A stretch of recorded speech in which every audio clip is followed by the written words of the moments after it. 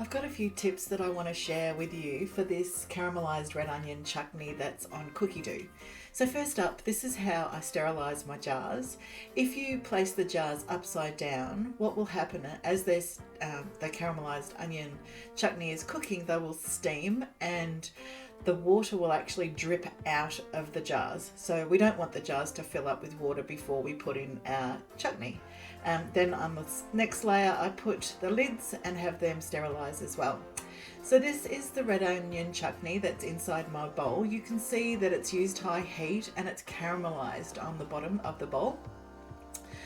The recipe actually states to cut the red onions into wedges. I suggest you cut that into 8 wedges at least, so you don't want the chunks of onion too big when you finish this recipe. So 8 wedges, depending on the size of your onion, of course. All that wonderful colour at the bottom of the bowl is what makes this dish absolutely divine. Everywhere I take it, people ask me what's the recipe. It also asks to put chilli. It's up to you how you do this, but I just throw in a whole chilli and then continue to cook as it says, and then take that chilli out at the end.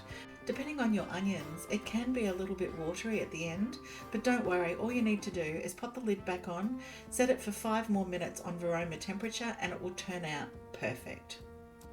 I like to pop this chutney over my homemade soft cheeses, or you could use Philadelphia cream cheese. Absolutely beautiful.